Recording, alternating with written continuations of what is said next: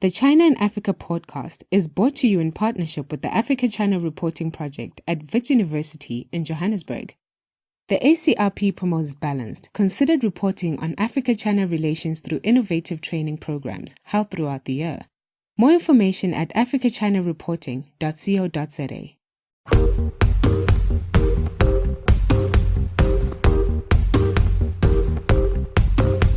Hello and welcome to another edition of the China in Africa podcast. I'm Eric Olander, and as always, I'm joined by Cobus van Staden, a senior China-Africa researcher at the South African Institute of International Affairs in Johannesburg, South Africa. A very good afternoon to you, Cobus. Good afternoon. Cobus, we're going to pick up our discussion on the Belt and Road issue that we really brought up over the past couple of weeks. And the idea here is to extend the conversation from the summit that occurred in Beijing, where lots of deals were signed, and it brought a lot more attention to what Xi Jinping wants to do with the Belt and Road. And apparently what he's trying to do is to get this thing back on track. Now, one of the issues that President Xi raised was he wants to address the issue of corruption in the Belt and Road. And that's something that has been a theme over the past couple of years. It's also been one of the major areas of attack that the United States and critics of the Belt and Road who say that it really is not healthy and is leading towards what they call as predatory lending, debt trap diplomacy, and all these various attacks on the Chinese for what they're doing by loading up developing countries with massive amounts of debt. And then according to the United States, the idea here is that they're going to leverage that indebtedness for strategic power. Now, Cobus, it's interesting because over the past week since the summit, a very interesting essay came out by Professor Deborah Brautigam, who's the director of the China-Africa Research Initiative at Johns Hopkins University.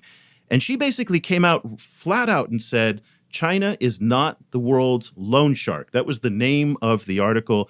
And she really debunked this debt trap diplomacy narrative. So it really throws into question, what is going on right now?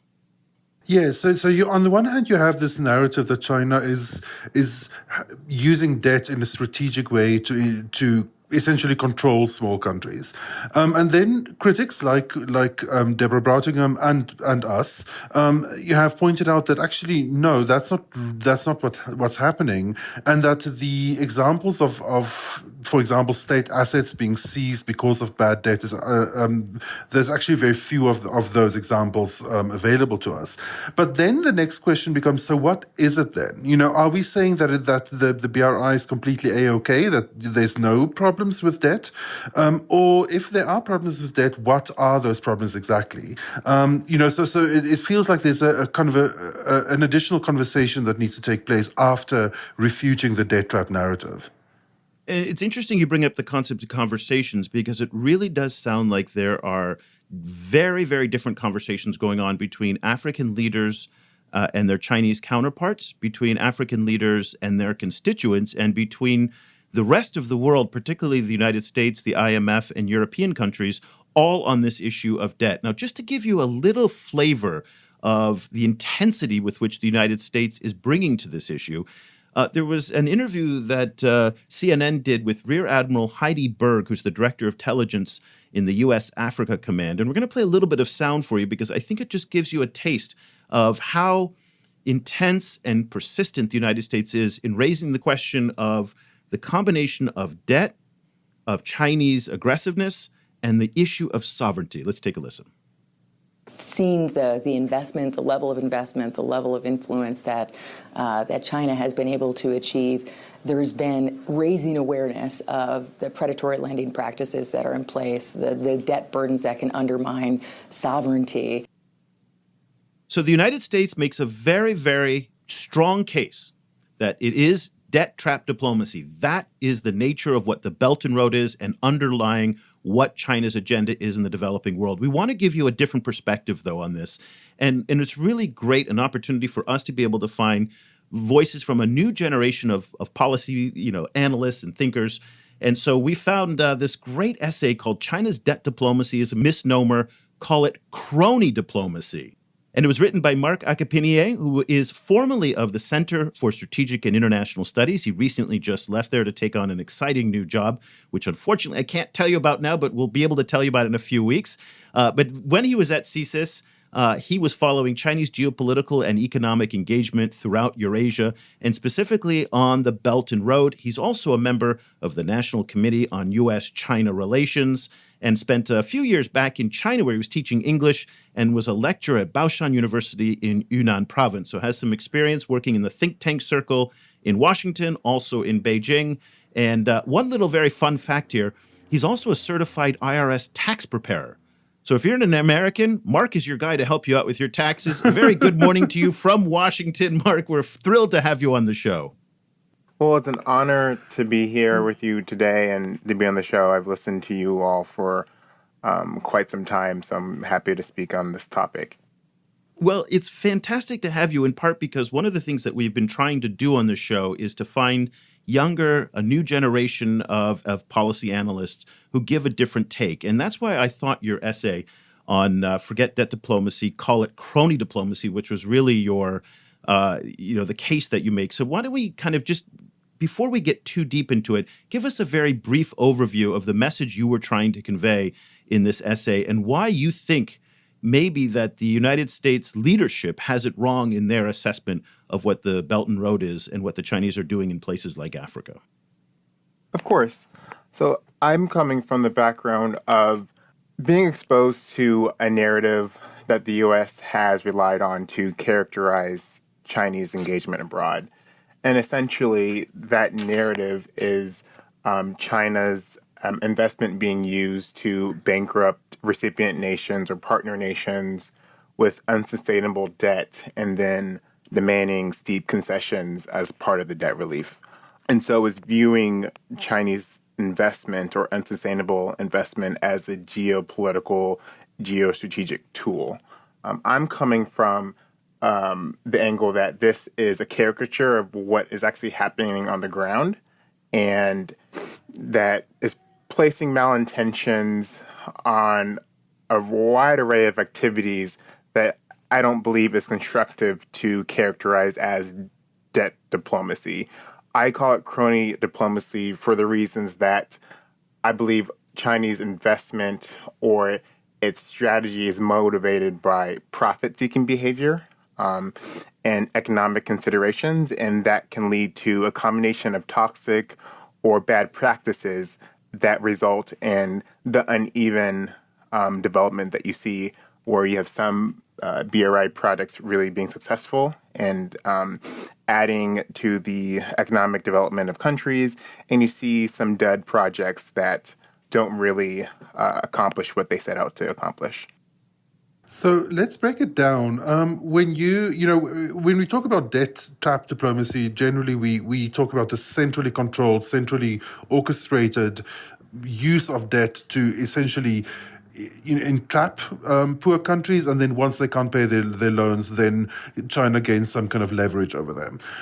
What do you mean specifically with crony diplomacy? Who are the main actors in that, if not this kind of idea of everything being centrally controlled by the Chinese government?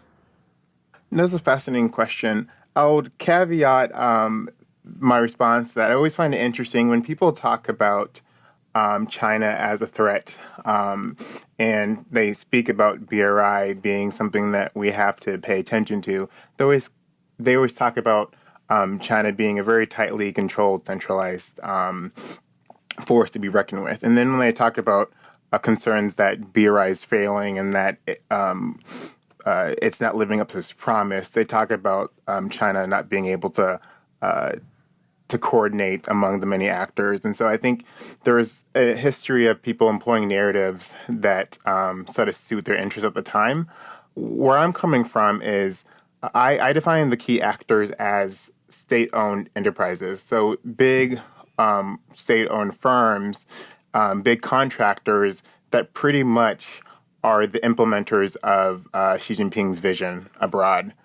These are the firms that are being funded and receiving investment and financial instruments from the Chinese policy banks.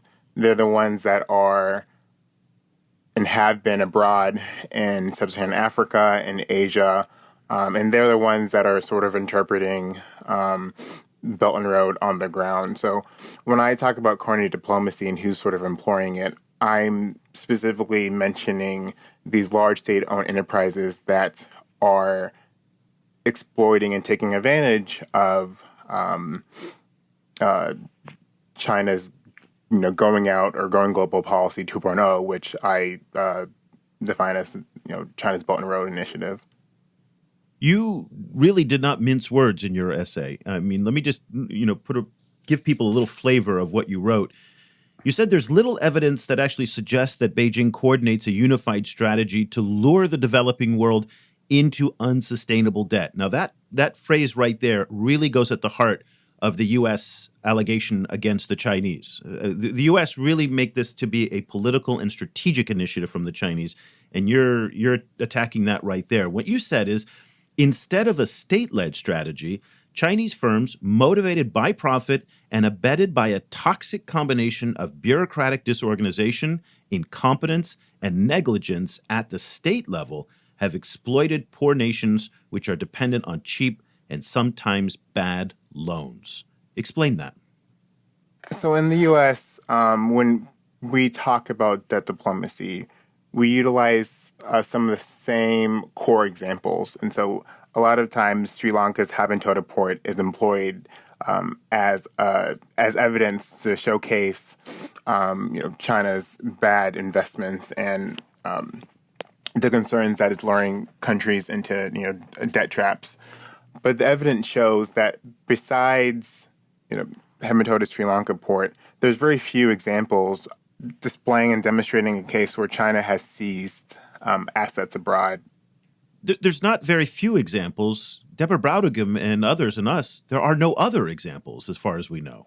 Yes, I would say there's no other examples as well, but people talk about concerns like Mombasa's port in Kenya was something that people were following and eventually was debunked.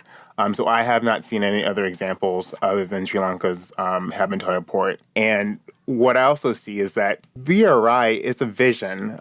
It's not necessarily an initiative in the same way that the U.S. and Western countries create and curate policies. It's an adaptive vision that is adjusting itself over time, that rhetoric and the policies are being rehabilitated given, this international pushback and resistance you find from many countries. And so because of that, you see cases of China renegotiating the terms of loans, forgiving debt by some countries. I know that recently Zimbabwe and Cameroon were countries that have had their debt renegotiated. So in some ways, the caricature of debt diplomacy does not take into account the ways that China has been trying to court existing Belt and Road recipient countries and to alleviate some of their concerns for unsustainable amounts of debt for these projects. Let's look at the side of the African governments, or then the other BRI partner governments. One of the big criticisms of debt trap diplomacy has been that, of the narrative of debt trap diplomacy, has been that it completely discounts the agency of African governments and essentially, portray them as being complete pushovers. Who are kind of enthralled to this Chinese power. In your article, you show that in a lot of cases they really, really lack capacity, to the extent that that really, really necessary feasibility studies and also economic impact studies just don't get done. And so it's very easy for companies who are in it to escape a very tough competitive environment in China to do more business overseas, but then also who have access to relatively easy financing can then convince them that a project will actually be more economically beneficial than it actually is, and that they frequently need a more expensive version when a cheaper version would have been just as good. Why is it so easy to convince these governments of these fallacies? And why are we looking at a situation where the governments have such low capacity to actually check for themselves? That's a very fascinating question. I would say that agency operates in multiple fashions. So I think in some ways, when you talk about the lack of feasibility or safeguards that happen in the Paris Club or Western financial institutions, African leaders are making sometimes active decisions when courting Chinese contractors or Chinese partners because they know that the ease of doing business when there's less procedures and processes involved might be beneficial to them in the short term or the long term, depending on what their goals are. And so you have Chinese contractors that have been on the continent for a while, building projects, already have pre-existing relationships with certain individuals, and also come with financing that is less restrictive. And so I think in terms of agencies, it's very common for African leaders to want to prefer a different type of relationship in order to get projects facilitated on the ground and completed. So I think in one way, you have that happening and you have the Western response calling for greater transparency, and you have a discussion of improving higher standards of conduct so that you have cases where contractors and companies are working and operating on the same set of rules. And so I think that is a form of legitimate concerns that the U.S. and other nations have brought, that you have two set of standards and you have African nations pretty much determining which standards they want to buy into and which is more convenient. So I think in terms of agency, we have to remember that a lot of African nations sort of know their options and they know the alternatives, and they're choosing between what they prefer versus what's easier for them to get their job and projects done. Support for this podcast comes from the Africa-China Reporting Project at Wits University School of Journalism in Johannesburg. The ACRP provides reporting grants, workshops, and other professional development opportunities for both African and Chinese journalists. Follow the ACRP on Twitter at Wits China Africa or visit africachinareporting.co.za for information about grants and upcoming seminars. You know, Mark, you've done what I think is the impossible, where you've managed to put U.S. Secretary of State Mike Pompeo, U.S. National Security Advisor John Bolton, and Xi Jinping all on the same side of an issue. I don't think I've ever seen this before. So here's the thing, because both Pompeo and Bolton have really brought up the themes of crony capitalism, of corruption, and bribery, and a lot of the themes you brought up. And at the same time, Xi Jinping at the Belt and Road Summit, he's talked about, weeding out corruption out of Belt and Road, cleaning it up, making it more sustainable. And that is remarkable that corruption seems to be something that they all seem to agree on. That's probably about as far as it goes there. But just to give you a flavor, let's take everybody back to last December 13th, at the Heritage Foundation in Washington, when John Bolton, U.S. National Security Advisor, laid out, what was it, Prosper Africa? That's that was the American strategy. We haven't heard much about it since then.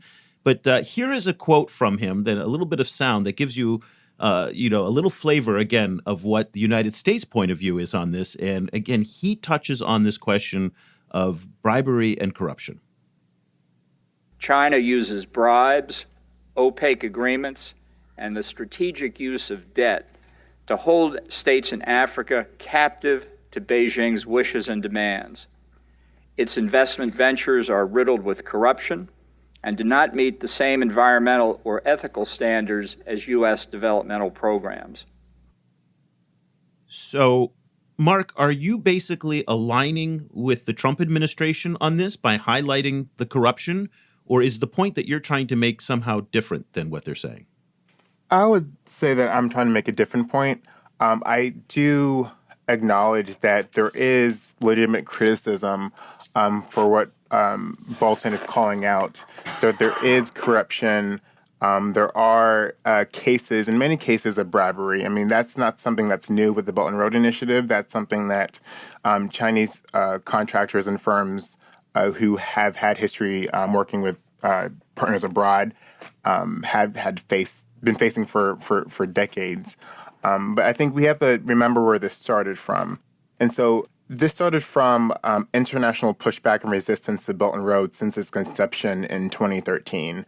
And I believe that because of that pushback and that resistance, you have Xi Jinping trying to rehabilitate the image, adopt a more gentle image for a Belt and Road that is complying or addressing some of these concerns. I think where Bolton and I differ is that I don't believe that the core intention for some of these firms is to go into countries in order to bribe their way and use corruption to sort of induce countries to follow the will of China. I believe that state-owned enterprises are trying to take advantage of this windfall of investment and take advantage of Xi Jinping's enhanced foreign policy in order to establish and increase their market share, in order to establish their influence and to build their brand abroad. And so I think the conversation on intentions is really important because I think that is going to differentiate what people are calling debt diplomacy and what people are calling crony diplomacy. If you believe that the state-owned enterprises are going in there and are operating solely as the arms of the Communist Party, then I think you align yourself more with believing in the narrative of debt diplomacy.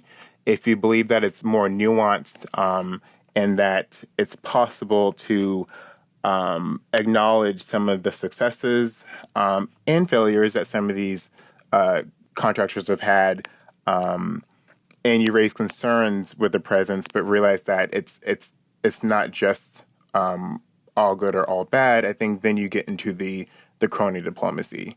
But the caveat, it is fair to raise that these state-owned enterprises are influenced and governed by the Communist Party, so they are in some ways an extension of the CCP's vision of how they see themselves developing abroad. But I think the conversation of intentions is really important to uplift because that's going to determine how you fall on the spectrum.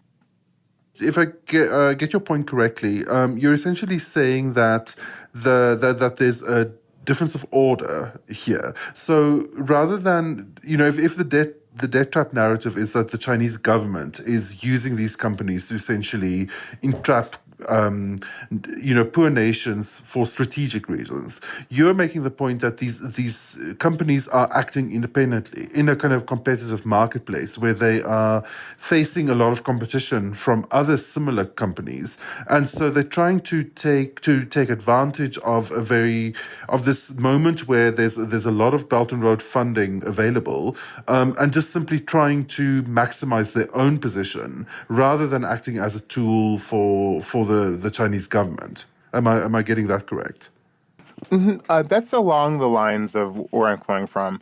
I think that I wouldn't say that they're acting entirely independently because these are state-owned enterprises that are governed and heavily influenced by the Chinese Communist Party.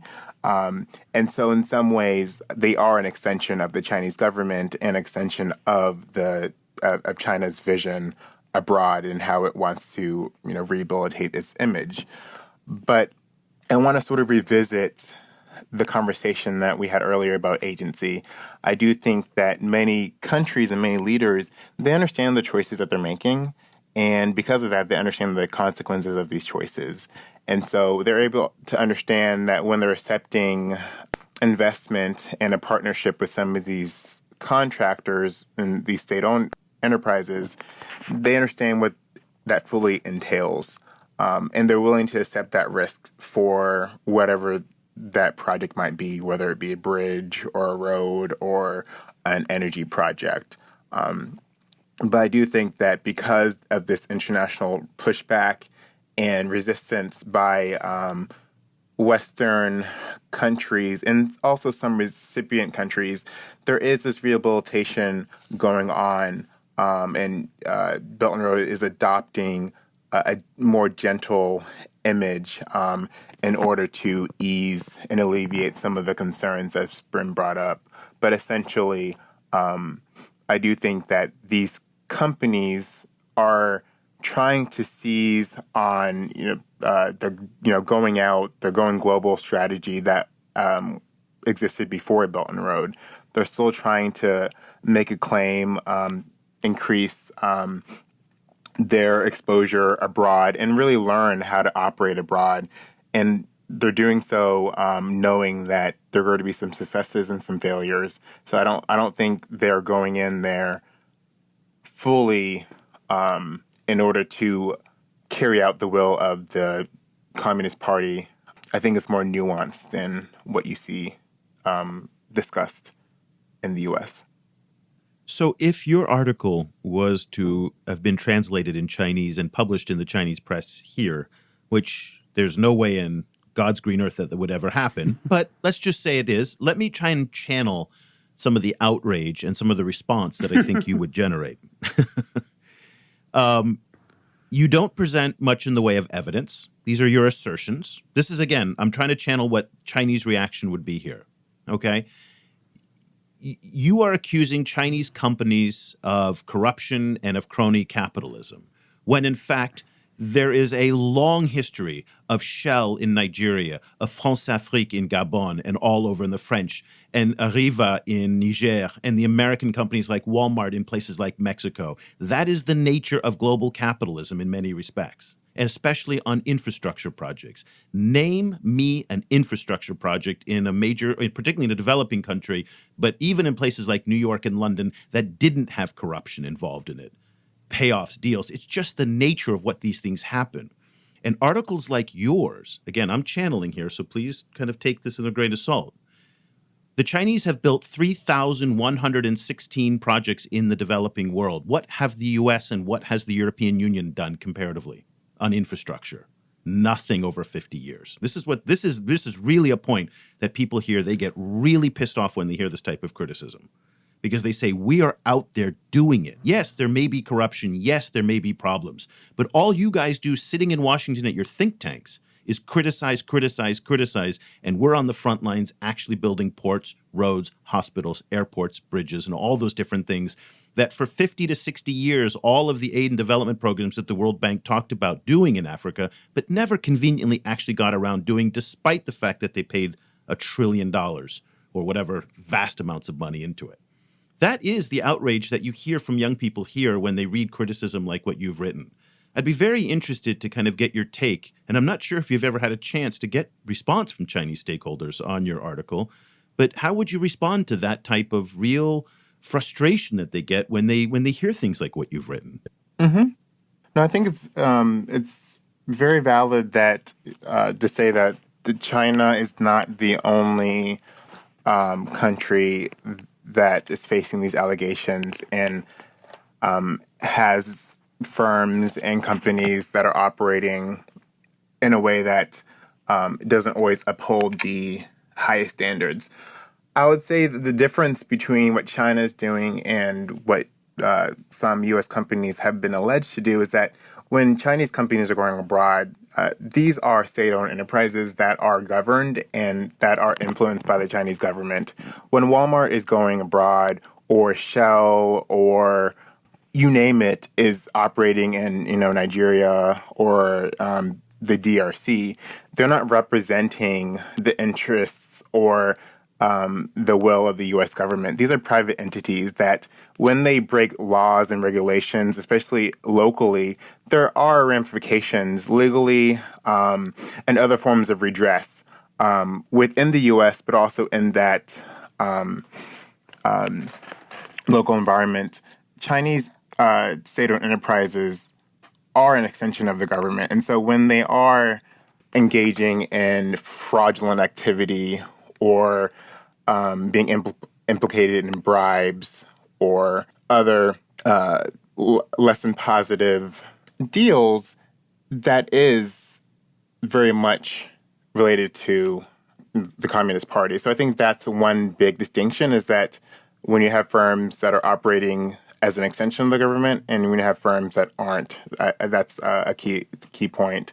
And yes, I do think that it's important to realize that there has been a lot of successes on the continent by Chinese firms and contractors that have been doing work for for decades. And so, Belt and Road started in 2013, as we all know, but Chinese involvement in the continent, spans all the way to the Cold War era, and it's been sort of consistently upticking since that time. And because of that, you have recipient nations that can't really ignore the allure of investment from like Chinese enterprises. But I do think that one of the big differences is when you have companies that have a relationship with the Chinese government, it sort of blurs the line between what is really commercial interest and commercial diplomacy and what actually has geostrategic implications and what is actually possibly the aims and ambition of a government as compared to a one-off or entity or a private company. The article is China's Debt Diplomacy is a Misnomer. Call it Crony Diplomacy. It's in the Diplomat back on March 12th, written by Mark Akpaninyie. I think I got your name there right. I'm not, Nigerian names sometimes throw me for a curve, but Mark, listen, we are so happy that you had the chance to talk to us. It's really a different point of view because we hear a lot about the debt trap diplomacy narrative coming out of Washington, but not necessarily on this crony diplomacy. And I thought that was very, very interesting. People, they can't follow you anymore at the Center for Strategic International Studies, where you recently left. But if they want to follow what you're doing and your adventures, what's the best way for them to get in touch with you? Of course.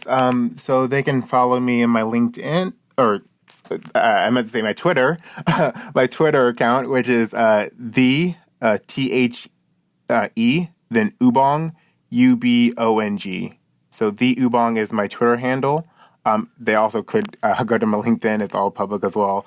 But my Twitter is going to be the best way of following the content that I put out, as well as if they have any questions or comments about this episode or the article at the Diplomat, I welcome any feedback, especially, as you mentioned. It would be great to see what the average Chinese citizen might have to say about my article. Yeah, I can tell you they wouldn't be too happy. Let's just kind of say that. But it is fantastic. Mark is a 2012 graduate of Duke University, and really, again, as I mentioned at the top of the show, part of a new generation of thinkers and part of the group of people that we want to start engaging on the show, who present a very different approach to thinking about global policy and the Chinese engagement in Africa than some of his older peers, like from my generation, who think about it differently. So we're trying to bring some of these younger voices on. Mark, thank you so much for taking the time and getting up early for us in Washington, D.C. We really appreciate it. Thank you. I really enjoyed this conversation, and I hope to keep in contact with both of you. Cobus, it's really refreshing to hear coming out of Washington beyond just Deborah Browdigan, because really, at the end of the day, she's one of the only ones who's been really at a high-profile status promoting this idea of nuance in the debt trap diplomacy debate and really challenging the status quo on what American policy and policymakers are saying. So it's nice to see other people saying it. On the other hand, though, while I was channeling the Chinese critics, I also was sympathizing with them for a little bit. That there just feels to be nothing but negativity coming out about Belt and Road from places like London and, actually not so much London, but certainly out of Washington and some of the Western capitals. And the sense of just like, give us a break. We're trying it here. Now, again, I'm not trying to defend the Chinese here, but I do get that sense of frustration and exasperation. And so I would have liked in Mark's essay to see a little bit more evidence. He made a very compelling case, I felt, that it really is more about crony capitalism. It makes sense. I'd like to see some proof of which that was built upon, that argument, because I think that would be very, very compelling. But at the end of the day, I don't believe the U.S. debt trap diplomacy narrative. I agree with Deborah Browdigan. I agree with Mark and what he said, that it is really a political argument and not an economic one. So to me, that nuance that he's trying to put into the debate is refreshing.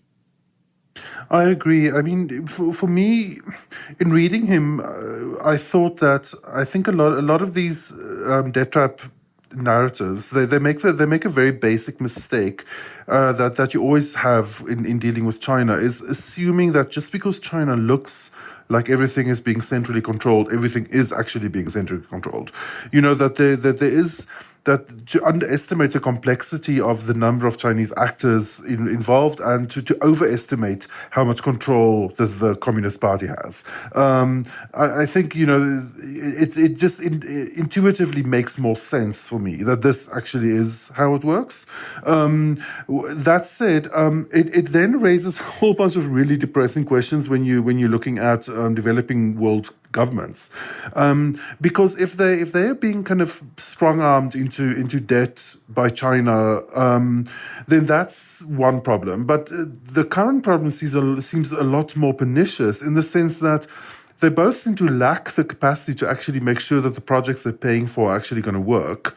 And then at the same time, there's all of these incentives to keep all of their negotiations opaque. Because both those governments and the companies involved have lots of incentives to not want people to poke around too much in the details of the loan, which means that the civil society and the populations in places like Africa are just screwed, because they never hear what the details of the loan is until it's too late. Then they're on the hook to repay a loan for which their own governments didn't do sufficient kind of due diligence around. So, it raises then a lot of questions about what countries like Africa or places like Africa are supposed to be doing in order to ensure better loans.